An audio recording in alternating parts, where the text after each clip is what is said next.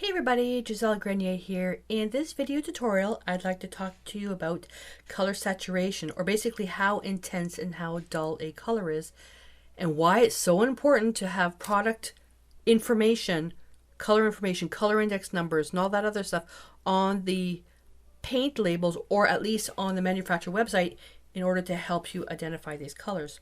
So I've pulled out some colors here, and actually let me just show them to you here. It'd be easier because I can't pick them all up. And what I have, so this is the Decor Traditions. So I've got Carbon Black, Burnt Umber, Raw Sienna, Cerulean Blue, Phthalo Blue, Peridot Orange, Naphthol Red, and I also brought out quinacridone burnt orange, which I didn't put on here yet.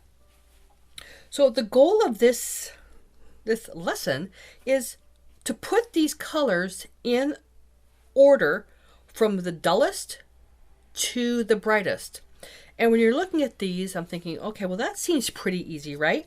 Dull, dull, dull, bright, dull, bright, bright, right?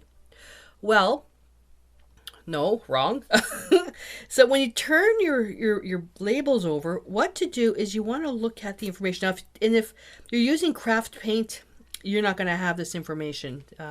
This information is only available on more intermediate professional paints. So on the Traditions, the information basically reflects that particular product line. On different brands, you're also going to have the same thing, but it may look a little bit different. So what I've got here for the Traditions, they've got their saturation marked as the dullest being in 0 and the brightest being higher in numbers. So Carbon Black has a Chroma Saturation 0.1. That's dull. Whereas they have the brightest in the palette that I'm using. Let me take a look to make sure that I don't have the wrong. Yeah, I'm pretty sure this is the brightest that I have. 14.2, which is Naphthol Red. Yeah, I think that's pretty well the brightest. So this is the order that the paint. So let's say 0.1, 2.1, 6.3, 6.3, 11.2, 12.4, 14.2, and quinacridone burnt orange sits at 10.5, so it sits right in here. All right, so let's put the colors side by side on here and see what it really looks like. I'm going to fit this one right in there. And looking at that, thinking, does that look bright to you? No, it doesn't. But the way you judge it is when you actually place it on the paper and you get a better idea.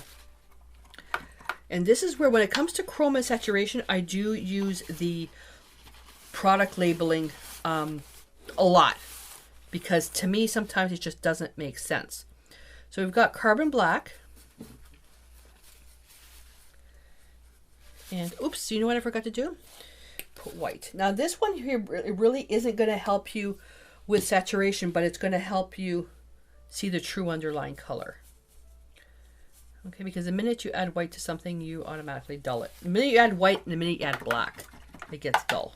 So that's Carbon Black, the dullest. Then we go to the next one. Pop that right there and take a bit of white and mix that in here. So you can automatically see that, yeah, this is more intense than this, obviously. Anything is more intense than gray. Okay, and I just pulled out a few colors. You don't have to do this with all your colors unless you're very ambitious. There you go. And this now, oh yeah, okay. Now I added a little bit more white to that, but yeah, that's brighter than that. So that's making sense. Then we go to cerulean blue.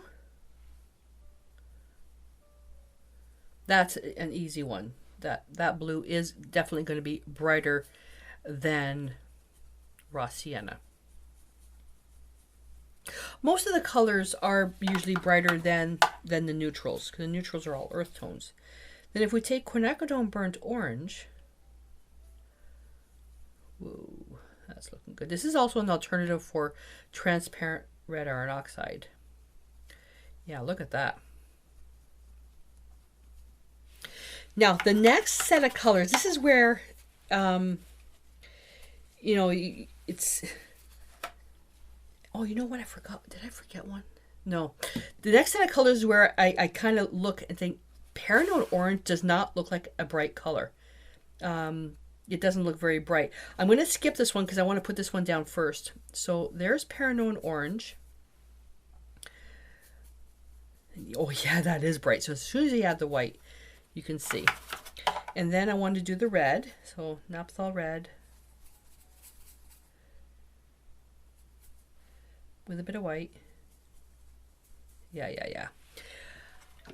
I always thought of, you know, my formal education, everything, that phthalo blue was probably the most intense color out there. I thought it was. It's only 11.2 on the scale, whereas naphthol red is a 14.2. So DecoArt is telling me that phthalo blue is not as intense as naphthol red. But it looks it, doesn't it? If you look, if you really compare, so this is why adding white doesn't really, you know, it's not a true gauge, because you know, you would have to, it depends on the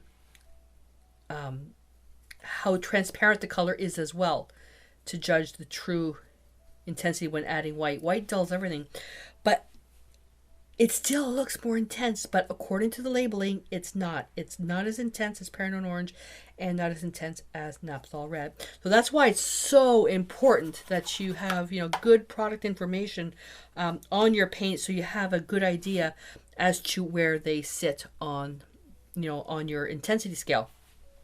How does this help you? Well, when you're looking at painting, and let's say as we get through the lessons and you're thinking, okay, I need to do something with this color. It's way too, so if we just take, let's say this color here, phthalo blue, it is really intense. I don't need something as intense. I need to dull it down. Well, you can either use a premix color, but when we learn about complementary colors and how they work on the color wheel, you'll be able to dull down these colors by adding a color that's already in your palette without having to buy another paint. Okay, so that's why it's important to understand the intensity of paint and where they sit on the scale, because you'll be able to mix your owns to dull your own colors, keeping within the same limited palette that you're going to be using. All right, so for this benchmark exercise, I want you to take 1, 2, 3, 4, 5, 6, 7, 8 to 10 colors, any random colors, without looking at any labeling. Make your scale like this from dull to intense, and then if you have product labeling on it with the saturation number, then make a line, put them in the right order, and then repost your scale to see if you were fooled by what you thought the color was about versus what the actual manufacturer labeling says what the intensity is. Okay, so that's your homework assignment. Don't forget to mark it and date it. And post a picture in the comments below. You can either do that in the community or on Facebook. YouTube doesn't allow photos, so sucks for that. But post your picture, and then also make some notes as to, you know, where you had trouble. And if you're using craft paint in that, just make sure you write down that it's craft paint. And if you have any questions, post, and then we can all get together and help you move forward. Alrighty, so there you go. I look forward to seeing your homework, and until I see you next time, stay inspired.